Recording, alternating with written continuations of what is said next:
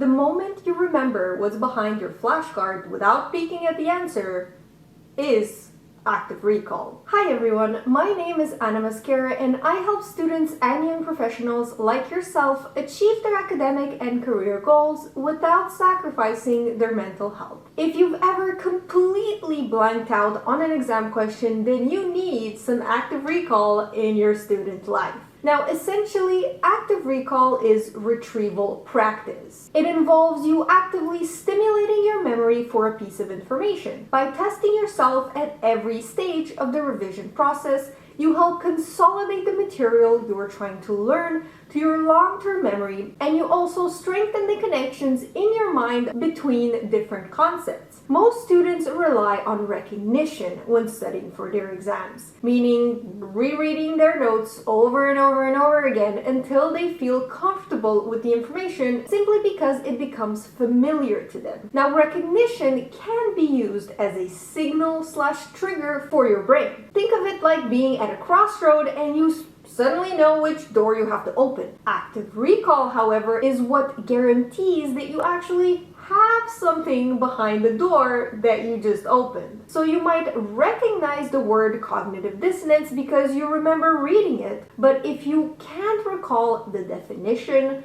who came up with it, or how to apply the concept, then all those long hours spent rereading your notes were literally for nothing. So then, now that I've hopefully convinced you to try active recall, here are two of the most effective ways that you can practice it today. Number one, the SQ3R method, also known as the read, recite, review strategy. This technique consists of 5 easy steps that have been proven to help you remember what you read. The steps are survey, question, read, retrieve, and review. Let's take a look at how this looks like, shall we? So first, skim through the text to get a general idea of what the material is about. Then write down a few questions that come to your mind when doing the first pass, questions that the text could answer. Then read the text more attentively the second time around, keeping in mind the questions you wrote and trying actively to answer them in your mind. Put the text away or don't look at it at all and try in your own words to now write down the answers to the questions by trying to recall from memory the information you just learned. Once finished, review your answers by looking at the text and repeat these steps until you get everything right. Number 2, the Feynman technique. In its simplest form, the Feynman technique involves the learner, so you, trying to figure out the best way to teach a complex concept to someone that has no idea what you're talking about.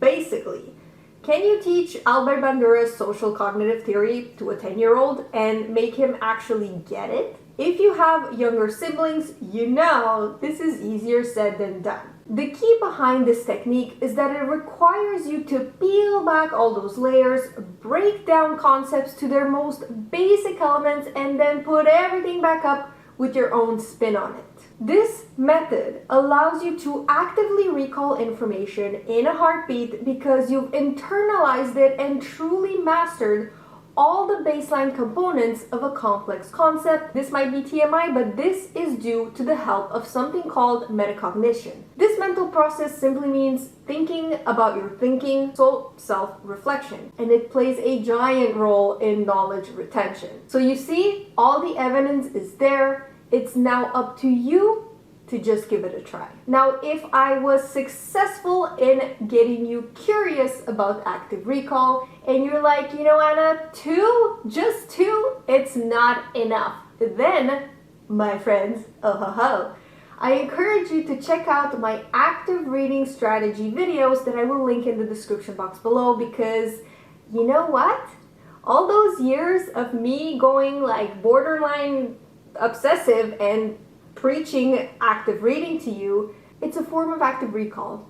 So now you can put all the puzzle pieces together and you have everything you need to destroy, and I mean royally demolish, this next school year. Who's with me? So with that being said, thank you so much for watching. Please don't forget to give this video a thumbs up if you like it, and subscribe to me if you like what you see, because I post 2 school-related videos a week and sometimes even more. Bye guys!